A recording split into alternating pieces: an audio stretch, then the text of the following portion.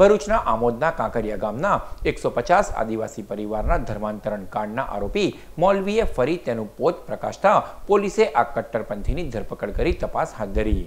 કોમી દ્રષ્ટિએ સંવેદનશીલ જિલ્લામાં કોમી એખલાસ અને શાંતિ સાથે કાયદો વ્યવસ્થા જળવાઈ રહે તે માટે જિલ્લા પોલીસ વડા મયુર ચાવડાના વડપણામાં પોલીસ તંત્ર 24/7 કામગીરી હાલ બજાવી રહ્યું છે।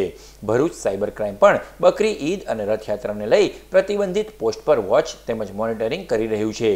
દરમિયાન શનિવારે આમોદ દારુલ ઉલુમ બરકતે ખ્વાજાના મૌલવી અબ્દુલ રહીમ જી બાવા રાઠોડે બકરી ઈદે કુરબાનીના તરીકાની પત્રિકા છપાવી ફરતી કરી હતી। આ વિવાદિત પત્રિકામાં ગાયની કુરબાનીનો પણ ઉલ્લેખ કરી આ કટ્ટરપંથીએ હિન્દુ સમાજની લાગણી દુભાવવા સાથે જ જિલ્લાની શાંતિ દોહળવાનું કૃત્ય પણ કર્યું હતું। ગાયની કુરબાનીનો ઉલ્લેખ કરેલી પત્રિકા વાયરલ થતાં ભરૂચ જિલ્લા પોલીસ સાયબર ક્રાઇમ એક્શનમાં આવ્યું હતું। આમોદ પીએસઆઈ રાજેન્દ્રસિંહ તુરંત જ ભોલાવમાં રહેતા અને આમોદ દારુલ ઉલુમના મૌલવીની અટકાયત કરી હતી।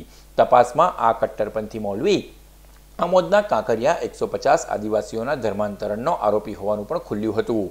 મૌલવીની કોમી વૈમનસ્ય ફેલાવે તેવી પત્રિકા બદલ ધરપકડ કરાઈ છે।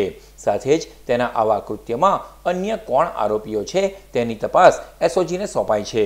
કટ્ટરપંથી મૌલવીની ગાયની કુરબાનીની પત્રિકા સાથે કાંકરિયા ધર્માંતરણમાં પણ તપાસ કરાશે તેમ પત્રકાર પરિષદમાં જંબુસર ડીવાયએસપી પીએલ ચૌધરીએ માહિતી આપી છે। આગામી બકરી તથા રથયાત્રાના તહેવારો અનુસંધાને ભરૂચ જિલ્લામાં શાંતિપૂર્ણ રીતે આ તહેવારો ઉજવાય તે અનુસંધાને ભરૂચ જિલ્લા પોલીસ દ્વારા સતત પેટ્રોલિંગ રાખવામાં આવેલી છે તથા ફ્લેગ માર્ચનું પણ આયોજન કરવામાં આવી રહેલ છે।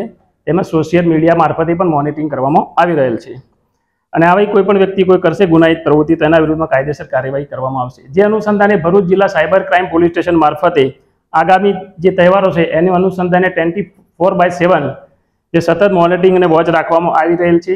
તેમાં ધ્યાનમાં આવેલ કે આગામી બકરીદના તહેવાર અનુસંધાને પશુ જેવા કે ગાય વગેરેની કુરબાની અંગેની સોશિયલ મીડિયામાં એક પોસ્ટ વાયરલ થયેલી હતી। જે પોસ્ટમાં કુરબાનીનો તરીકે પોસ્ટ કરેલી હતી, જેમાં મોટા પશુઓની